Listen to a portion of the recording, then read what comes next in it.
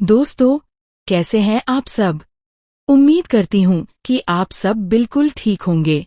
हर दिन की तरह आज भी मैं आपके लिए लेकर आई हूँ एक नई, दिल को छू लेने वाली कहानी, जहाँ प्यार, दर्द और किस्मत का खेल सब कुछ एक ही पल में बदल जाता है। कहानी शुरू होती है एक अस्पताल से। चारों ओर सन्नाटा है, बस मॉनिटर की बीप की आवाज गूंज रही है। कमरे में बैठी एक लड़की, अनु, बेसुध सी दीवार को देख रही है। उसके चेहरे पर डर, आंखों में बेचैनी और दिल में एक ही सवाल, आर्य कहाँ है? वो बार बार डॉक्टर से गुहार लगाती है, मैम, प्लीज मेरे पति को बुला दीजिए। बस एक बार देखना है कि वो ठीक हैं या नहीं। डॉक्टर उसके आंसुओं को देखकर कुछ कह नहीं पाती, बस उसकी पीठ थपथपाती है। अनु की सांसें भारी हो रही हैं, वो टूट चुकी है, क्योंकि कुछ देर पहले ही एक बहुत बड़ा हादसा हुआ था।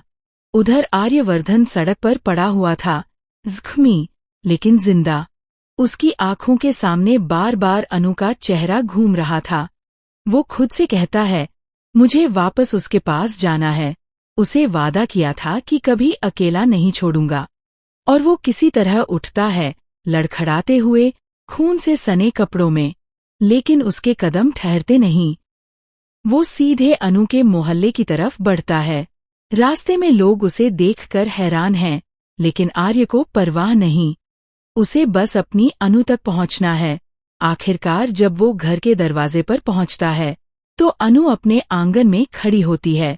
वो दौड़कर आर्य की तरफ जाती है, और दोनों की आंखों में राहत की चमक दिखती है।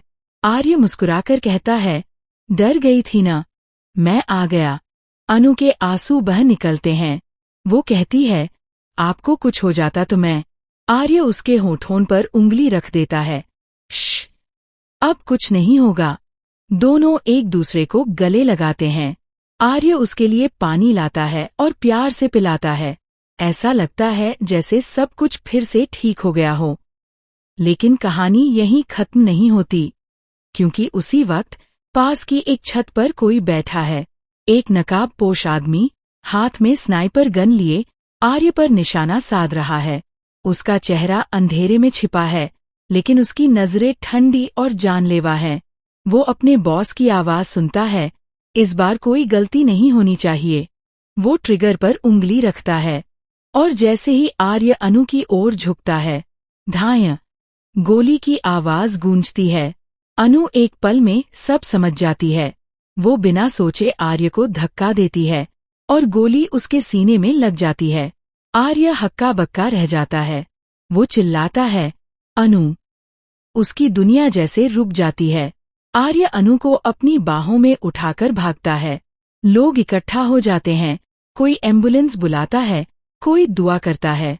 लेकिन आर्य की आंखों में बस एक ही डर है, अगर अनु को कुछ हुआ तो मैं नहीं बचूंगा। हॉस्पिटल पहुंचते ही डॉक्टर उसे अंदर ले जाते हैं। आर्य बाहर खड़ा बेसुध सा दरवाजे को देख रहा है। उसके मन में हजारों सवाल हैं। कौन था वो? क्यों किया उसने ये सब? तभी उसे याद आता है, वो दुश्मन, वो साजिश, वो नफरत जो कभी खत्म नहीं हुई। अब आर्य के अंदर का दर्द गुस्से में बदल चुका है। वो बुदबुदाता है, जिन्होंने मेरी अनु को मारा, अब वो चैन से नहीं जिएंगे। लेकिन दोस्तों, ये तो अभी शुरुआत है। आगे की कहानी में जो होने वाला है, वो और भी खतरनाक होगा। आर्य अब उस अंधेरे के रास्ते पर चलने वाला है, जहां सिर्फ बदला है और कोई राह नहीं। क्या अनु बच जाएगी? क्या आर्य अपनी अनु के लिए सब कुछ दांव पर लगा देगा? या किस्मत फिर एक बार उनके प्यार की परीक्षा लेगी? जानने के लिए देखते रहिए ज़ीरो टू हीरो ड्रामा। अगर आपको ये कहानी पसंद आई हो, तो वीडियो को लाइक करें, दोस्तों के साथ शेयर करें, और channel zero to hero drama को सब्सक्राइब करना न भूलें। फिर मिलेंगे एक नई कहानी के साथ। तब तक के लिए खुश रहिए, सलामत रहिए, और देखते रहिए ज़ीरो टू हीरो ड्रामा।